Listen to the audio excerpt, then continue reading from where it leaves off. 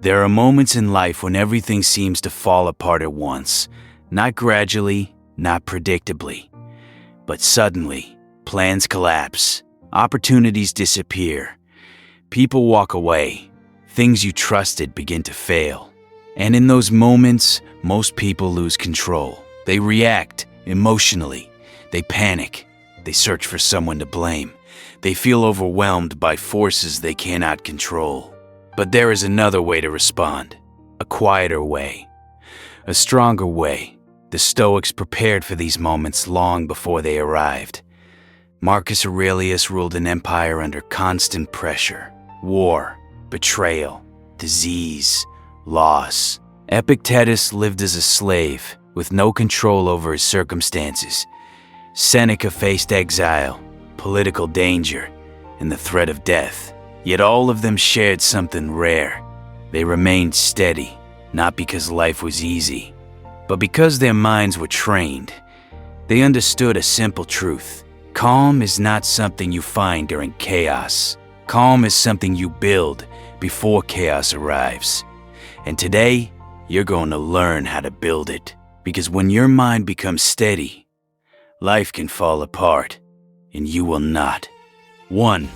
Accept that life is unstable. Most people suffer more than necessary for one reason. They expect life to be stable. They expect plans to work. They expect people to stay the same. They expect effort to always lead to results. But reality does not follow expectations. Life changes constantly. Health fades. Money comes and goes. People change their minds. Opportunities appear and disappear. The Stoics didn't resist this truth. They accepted it. Marcus Aurelius reminded himself every morning, "Today, I may face difficulty, not as pessimism, but as preparation. Because when you expect life to be smooth, every disruption feels like injustice. But when you expect life to be unpredictable, nothing shocks you. And this changes everything. Because calm is not destroyed by difficulty. It is destroyed by surprise. When hardship becomes expected, it loses its power. It becomes part of the path. So instead of asking, why is this happening to me? You begin to think, this is part of the process. And in that moment, emotional resistance disappears. You stop moving through it. 2. Separate what you control. 10 o'clock, 17 o'clock. There is one Stoic principle that can eliminate most unnecessary stress. The separation between what you control and what you don't. Epictetus explained it clearly. Some things are within your control. Some things are not. Within your control, your actions, your decisions, your effort, your mindset. Outside your control, other people's behavior, their opinions, timing, outcomes. Most people suffer because they focus on the wrong side. They try to control outcomes. They try to control how things unfold. And when they fail, they feel powerless. But the Stoic does something different. He narrows his focus. He asks one question: what part of this situation belongs to me? Not the whole situation, just his part. Your reaction belongs to you. Your discipline belongs to you. Your choices belong to you. And when you focus only on that, the chaos becomes smaller. You stop trying to control the storm, and instead, you learn how to stand inside it. 3. Control your perspective. 17 o'clock, 23 o'clock. Events don't break you. Your interpretation of them does.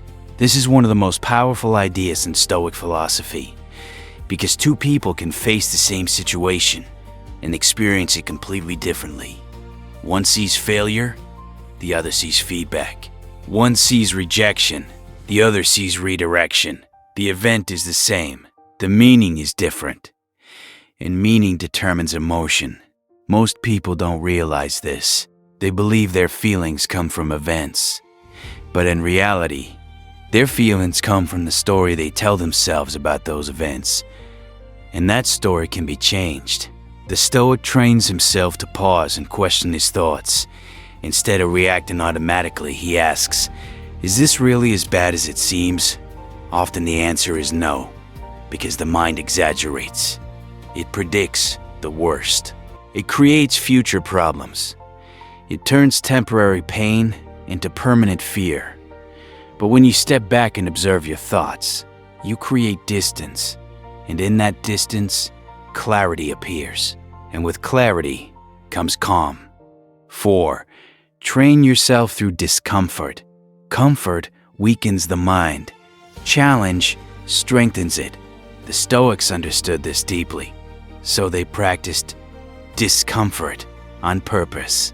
They didn't wait for life to test them. They trained themselves in advance. Simple food, cold exposure, silence, physical effort, not because they enjoyed suffering, but because they wanted control. Because when you voluntarily experience discomfort, you remove the fear of it, and fear is what creates panic. Most people panic because they are unfamiliar with hardship, but the Stoic is different. He has already met discomfort. He has already tested himself. So when real difficulty arrives, it feels familiar. And when something feels familiar, it no longer controls you. 5. Control your first reaction. When something goes wrong, your first reaction is emotional. That's normal. Anger rises. Fear appears. Frustration builds. The Stoics never tried to eliminate this. Instead, they focused on what comes next, because your first reaction is automatic, but your second response is a choice, and that choice determines everything. Marcus Aurelius reminded himself to pause, to observe the emotion instead of obeying it. Because most mistakes happen in the first few seconds of reaction. Words said too quickly, decisions made too emotionally, actions taken without thinking. But when you pause, even for a moment, you interrupt the impulse, you create space, and in that space, you regain control. Calm people are not emotionless. They are disciplined. They feel everything, but they don't act on everything. 6. Focus on the next step. When life falls apart, the mind tries to solve everything at once. It jumps into the future. It imagines worst-case scenarios. It creates overwhelming pressure, and that pressure leads to paralysis. The Stoics avoided this by simplifying everything.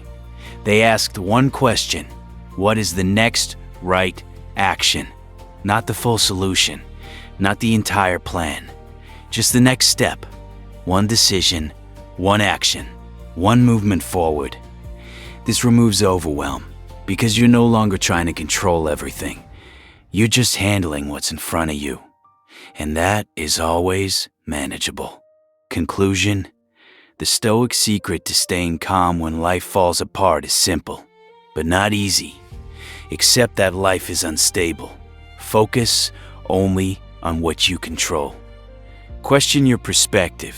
Train yourself through discomfort. Pause before reacting. Take the next step. Do this consistently, and something changes. Chaos no longer feels overwhelming. Pressure no longer feels threatening. And life no longer controls you, because the Stoic does not control the world. He controls himself. And in that control, he becomes unshakable, calm, deliberate, unbroken.